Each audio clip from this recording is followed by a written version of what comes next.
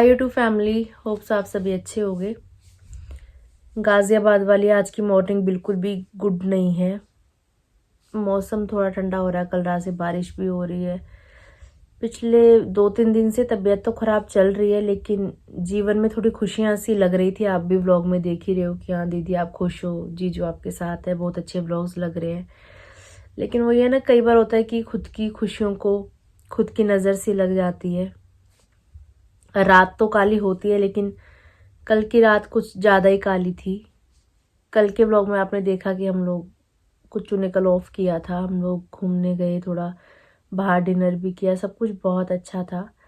तो मैं तो सो गई थी, मैं थक गई थी बहुत ज़्यादा, कुछ तबीयत भी ख़राब चल रही है, तो सिर दर्द की दवाई खा के मैं सो गई थी। जोशी जी फ़ोन चला ही रहे थे, सोए नहीं थे तब तक। ये रात के 12:15 बजे तकरीबन कॉल आया।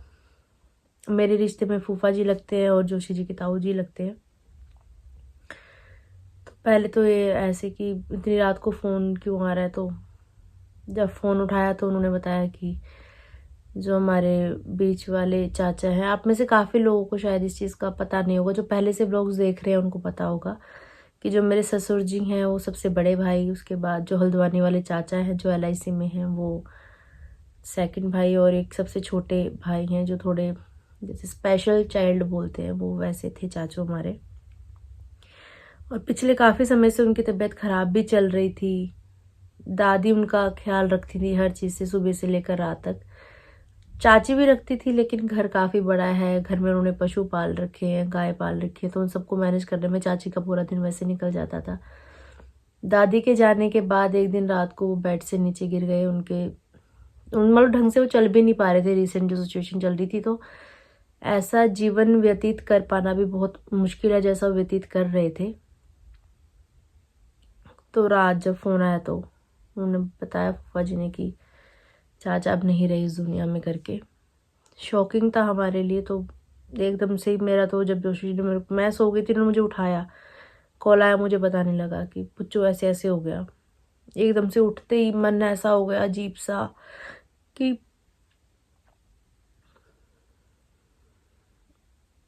कहीं ना कहीं मेरे मन में ये भी है कि वो जो जीवन जी रहे थे ना वो बहुत मुश्किल था, तो उनको मुक्ति मिल गई। और बस भगवान के आगे हाथ जोड़ के यही विनती है कि आगे जिस भी जन्म में जाए उनको अच्छा जन्म मिले, आगे का जन्म उनका अच्छा हो, क्योंकि ऐसा जीवन जी पाना बहुत मुश्किल होता है। जो इंसान परेशान है, आप उसका ट्रीटमेंट करवा सकते हो, डॉक्टर को दिखा सकते हो, लेकिन जो उसे खुद जो इंसान झेलता है ना, वो उसके शरीर को ही झेलना होता है। और वो तो प्रॉपर कुछ मुंह से बोल भी नहीं पाते थे कि मुझे ये दिक्कत है या मुझे ये परेशानी है। मैं ज़्यादा तो हल्द्वानी हमारा जाना कम ही होता है चाचा के वहाँ, लेकिन हम लोग जब भी गए तो मैंने आपको ब्लॉग में, जो पहले से देखते हैं उन्होंने ब्लॉग में चाचा जी को देखा भी होगा। कल रात तकरीबन 12-12:15 बजे कॉल आया था हल्द्वानी से। उसके बाद जोशी जी ने 1-2 कॉल अपने, जहाँ इनका आज इनकी बहुत अर्जेंट मीटिंग्स थी, एक साइड अभी आने वाली है, तो इन्होंने फ़ोन करके वहाँ इन्फॉर्म किया कि ऐसा ऐसा हो गया, मैं मीटिंग में नहीं आ पाऊँगा। उसके बाद जोशी जी ने कॉल किया मम्मा को सासू माँ को। मेरे बर्थडे वाले दिन मम्मा का कॉल जिस दिन आया था, मम्मी से मेरी बात हो रही थी, मैंने ब्लॉग में आपको दिखाया था। तो तभी मम्मी ने मुझे बोल दिया था कि तेरा बर्थडे का सरप्राइज़ यही है कि मैं अब आ रही हूँ घर वापस, मेरा मन नहीं लग रहा, बहुत दिन हो गए, अब मैं आ रही हूँ। मैंने कहा आपको मैंने पहले ही बोला था कि आप बता दो, अगर आप, जब आप कहोगे कि भाई तुम लेने आ जाओ या फिर मुझे कोई छोड़ने आ रहा है, जैसा आपको सही लगे, हमें बुलाते हो हम आ जाएंगे लेने के लिए। अगर वहाँ से देवर जी छोड़ रहे हैं तो वो ठीक है। तो मैंने कहा नहीं, देवर जी छोड़ेंगे, मैं खुद से आ रही हूँ, मैं वेडनेसडे को यहाँ आ जाऊँगी करके। मैंने ब्लॉग में ये चीज़ बताई नहीं थी। मैंने कहा चलो मम्मी आएंगे तो आप सबके लिए सरप्राइज़ होगा, मम्मी का अच्छे से वेलकम करूँगी सब कुछ। लेकिन वही है ना कि इंसान क्या सोचता है, क्या चीज़ें आगे से आगे होती हैं। तो जोशी जी ने रात उसी समय मम्मा को कॉल किया कि मम्मी ऐसा ऐसा हो गया और मैं अभी खड़े पैर हल्द्वानी के लिए निकल रहा हूँ, आप आ जाओ इधर। कि ये अकेली है। मेरे को वो इसलिए नहीं लेके गए क्योंकि मेरा ऐसा लगा लो, पता नहीं मेरा दिल छोटा है क्या है, मैं थोड़ा स्ट्रेस ले लेती हूँ, ज़्यादा ज़्यादा ही ले लेती हूँ। तो फिर कुछ वो ये था कि नहीं, इनको नहीं लेके जा रहा, मैं इनको यहीं छोड़ के जा रहा हूँ कि तुम आ जाओ। रात अचानक से ऐसा हो गया कि हाँ जाना है हल्द्वानी, तो अकेले मेरे को छोड़ के जाने का इनका मन नहीं था। मुझे कह रहे हो फ़ोन करो किसी बच्चे को अपने पास, सुलाओ नहीं, इनको पता है मेरे को डर भी लगता है बहुत ज़्यादा। तो अगर किसी बच्चे को अपने पास सुला लो, तबीयत वैसे ही मेरी ख़राब हो रही है 2-3 दिन से। तो फिर मैंने शीलू को कॉल किया, 2-3 फ़ोन किए, भाई रात का समय, आजकल तो 9-10 बजे सब लोग सो जाते हैं। फ़ोन नहीं उठाया, लवी और को सबको फ़ोन किया, किसी ने फ़ोन नहीं उठाया। फिर लवी की मम्मी ने फ़ोन उठाया था, लवी के पापा के फ़ोन पे फ़ोन किया, लवी की मम्मी ने उठाया। मैंने बताया ऐसी ऐसी बात होगी, तो वो बोले कि मैं आ जाऊँगी। कुच्चू को इस बात का उन्होंने आश्वासन दिया कि कोई बात नहीं भाई साहब, आप जाओ टेंशन फ्री होके, मैं आ जाऊँगी आरती के पास सोने के लिए। कुच्चू को मैं बाहर छोड़ने तक के लिए भी गई थी।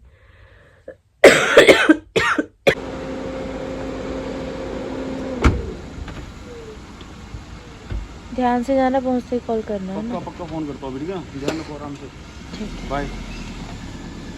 जाओ घर के अंदर जाओ, मैं देख रहा हूँ। कुच्चू को छोड़ के आई, घर वापस आई, लॉक लगाने लगी। मैंने कहा फिर लवी की मम्मी आएंगी, फिर मुझे लॉक खोलना पड़ेगा। तो मैंने कॉल किया तो इतने में फ़ोन ऑफ हो गया करके। तो मैं कहा रात का समय सो गए होंगे, कोई बात नहीं। मैं पहले से मैंने सोचा घर जाऊँ बोलूँ, फिर मैंने कहा नहीं रहने दो। तो जोशी जी ने मुझे बोला था कि जैसे ही प्रिया दीदी घर पे आ जाएंगे तो मैं उनको फ़ोन करके बता दूंगी दीदी घर पे आ गई हैं। उसके बाद मैं अपना अंदर आके लेटी, थोड़ी देर। नींद कहाँ आती है, टेंशन सिर, अभी भी सिर इतना भारी हो रहा है, इतना भारी हो रहा है। मेरे को बहुत ज़्यादा वो चीज़ें याद आ रही थी जो होता है ना, साथ में पल बिताए होते हैं, वो चीज़ें एकदम से रिवट में दिमाग में चलने लग जाती हैं। वही सब कुछ रात भर मेरे साथ होता रहा। फिर मैंने पुराने वाले हल्द्वानी के व्लॉग्स में निकाल के देख रही थी, जिसमें चाचा जी साथ में थे और हम लोग वहाँ हल्द्वानी में थे, दादी भी थी उस समय पे। तो वो सब व्लॉग्स वगैरह देख रही थी। आप में से काफ़ी सारे लोगों ने तो उन चाचा जी को देखा भी नहीं होगा।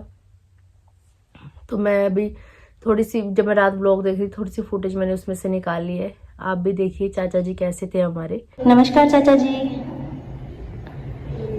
चाचा जी को ये नहीं पता कि मैं इनकी बहू हूँ। इनको किसी रिश्ते का कोई पता नहीं है। एक भोला भाला मासूम सा बच्चा जिसको सिर्फ अपने खेल से मतलब है।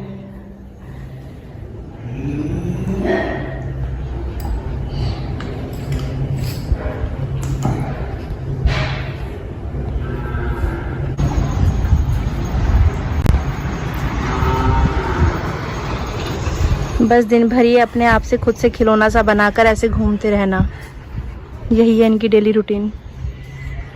चाचा अभी हम जा रहे हैं भजनों में, थोड़ी देर में आएंगे, ठीक है? ठीक है, बाय बाय। अच्छा हेलो कर दो, हेलो कर दो, हेलो कर दो, हेलो कैसे हो? बस अभी थोड़ा सा हेलो करना सीखा है इन्होंने 1-2 दिन से, जब से मैं इनके साथ हूँ, नहीं तो इतना भी नहीं करते थे पहले। आप सब लोग चाचा जी के लिए प्रेयर करना कि कोई दिन ऐसा भी आए कि मुझे अपने मुंह से बहू बोले, मुझे पहचाने, मुझे आशीर्वाद दे। अभी दादी माँ ने और मैंने मिलकर चाचा जी की दाढ़ी बनाई है। हैंडसम लग रहे हैं ना चाचा? हेलो, देखो अपने आप से हेलो करने लग गए आप।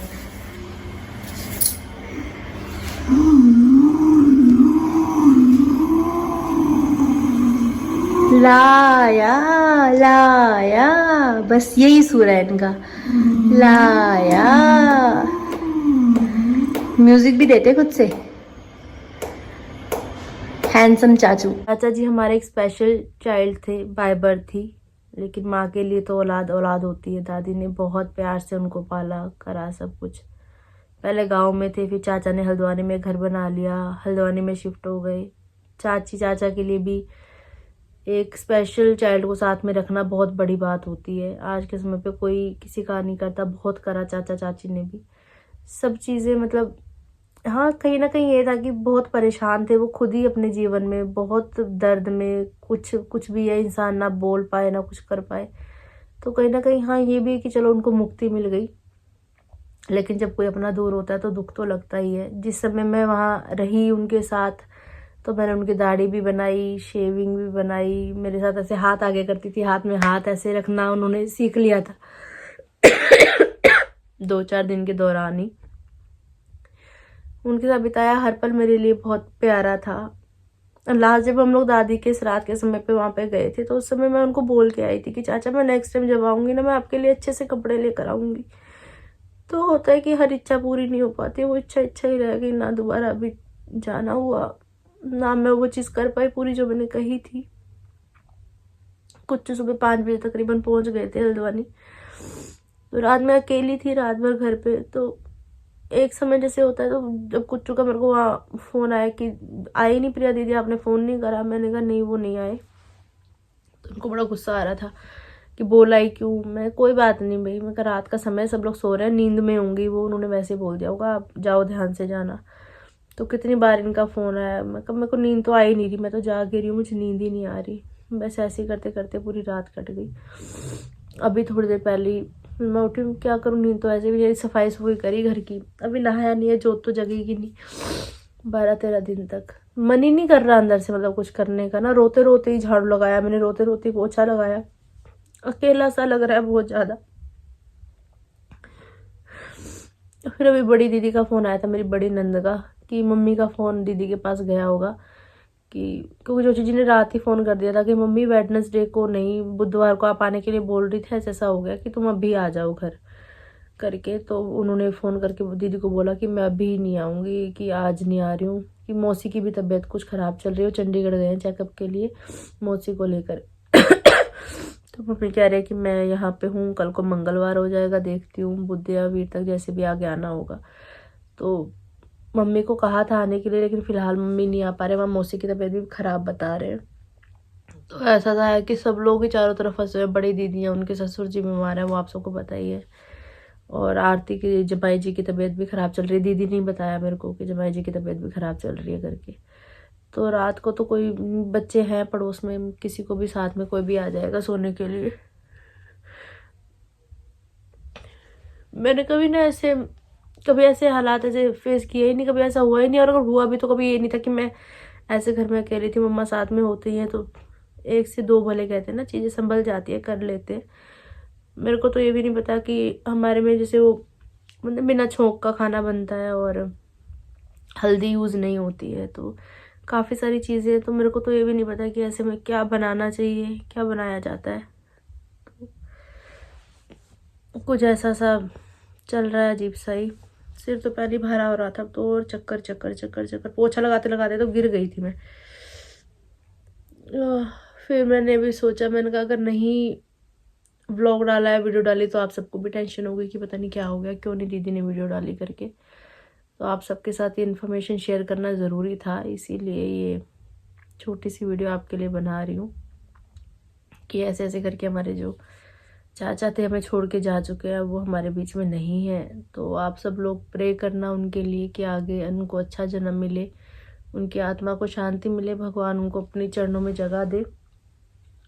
इस जन्म में तो बहुत परेशान थे, उनको देख के ना तरस आता था। और सच बताऊँ ना, मैं उनके सामने जब थी ना, मैं इस चीज़ के लिए तरसती थी कि अपने मुंह से क्या बताएं, एक बार बहू बोल दे, बेटा बोल दे, मेरे सिर पे हाथ रख दे अपने आशीर्वाद का।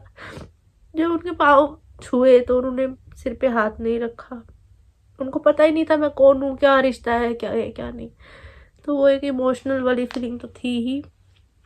उनको मैं जितनी बार भी मिली हूँ ना, बस मुझे तरस ही आता था कि भगवान परमात्मा ऐसा किसी के साथ मत करे, किसी को ऐसा जन्म ना मिले। जितने भी स्पेशल बच्चे हैं जिनके भी घर में है पेरेंट्स, भैया बहुत मुश्किल है, बहुत मुश्किल है। चलो आगे परमात्मा उनको अच्छा जन्म दे। आप सब लोग भी दुआ करना कि आगे आने वाला समय उनके लिए अच्छा हो, आगे उनका जन्म अच्छा हो। तो मुझे नहीं पता अभी आगे वीडियो मैं बना पाऊँगी नहीं बना पाऊँगी, क्या होगा कैसे होगा।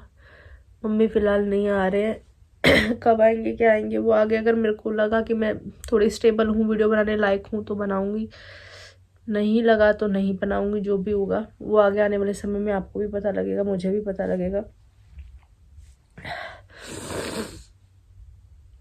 होपफुली जल्दी सब कुछ सही हो, संभाल पाऊँ खुद को भी।